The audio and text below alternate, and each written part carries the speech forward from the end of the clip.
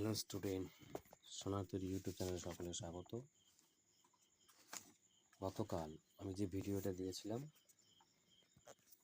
যারা আপকামিং উচ্চ মাধ্যমিক পরীক্ষা সেমিস্টার সিস্টেমে দেবে তাদের জন্য, গতকাল আমি ওএমআরসিটা দেখিয়েছিলাম। আজকের আমি সেটা হাতে কলমে পূরণ করে কি করে করতে হবে সেটা তোমাদের দেখাবো। তো চলো ভিডিওটা শুরু করি। আমি একটা ফর্ম ফিল আপ করে রেখেছি, সেইটা কি করে করেছি তোমাদের পরপর স্টেপ বাই স্টেপ বলবো। তো গতকাল যেটা বলেছিলাম, তোমাদের একের দাগে যে নামটা লিখতে হবে, প্রত্যেককে এরকম নামের বড় প্রত্যেকটা অক্ষর বড় করে লিখতে হবে, অর্থাৎ ক্যাপিটাল লেটারে, এবং নামের মাঝে একটা করে গ্যাপ রাখতে হবে। অনেকের 3টে নামের পার্ট থাকে, প্রত্যেক পার্টে এরকম একটা করে গ্যাপ রাখতে হবে। এবারে চলে যাচ্ছি আমি 2-এর দাগে, যেটা হচ্ছে কি স্কুল কোড। দেখো তোমরা স্কুল কোডে প্রথমে ঘর আমি ধরো উদাহরণস্বরূপ নিলাম সি এবং পি। দেখো সিটা পূরণ করেছি এ, বি এবং সি, ওটাকে পূরণ করা হলো। পি একেবারে নিচের দিকে নামো, এম এন ও পি। দেখো বাঁদিকে পি আছে, ডান দিকেও পি আছে, আমার পূরণ করতে হবে ওই সোজায় সোজা, অর্থাৎ পি যে সোজায় লেখা আছে বক্সে সেই অনুযায়ী সোজায় পূরণ করতে হবে। যদি তুমি কোনো কারণে বাঁদিকে পূরণ করে ফেলো তাহলে তোমার কিন্তু খাতা ক্যান্সেল হয়ে যাবে। এবারে দেখো কোড আছে 4206, 4-এর সোজায় 4, ওই গোলটা পূরণ করতে হবে।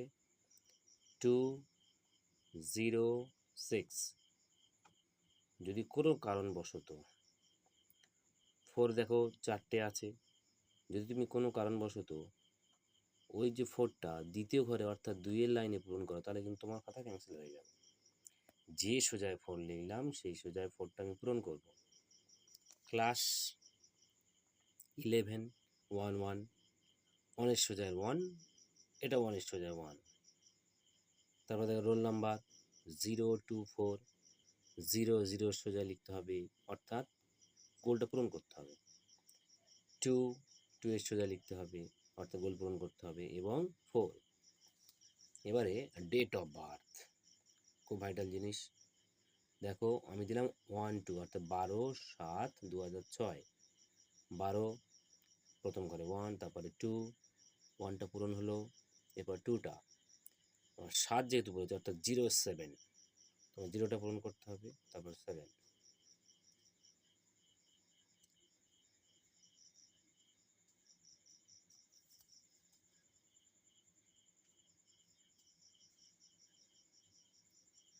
এরপরে আমরা যাচ্ছি কোশ্চেন বুক লিস্ট পেপার, অর্থাৎ ডি।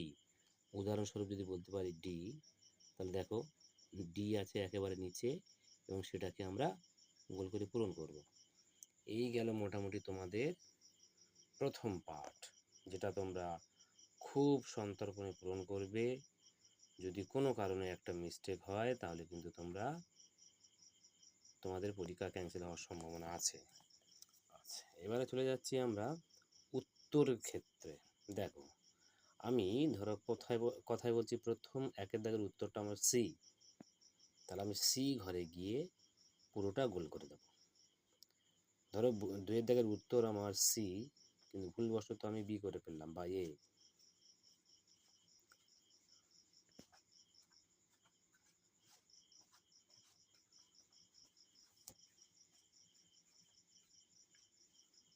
সেক্ষেত্রে কী হবে, ধরো তুমি ভুলবশত তোমার উত্তর হচ্ছে সি, তুমি মেরেছো এ, হয়তো তুমি ক্রস করে আবার সিতে লিখলে, কিন্তু সেক্ষেত্রে তোমার উত্তরটা গ্রান্ট হবে না, অর্থাৎ ওই উত্তর তোমার ক্যান্সেল হবে।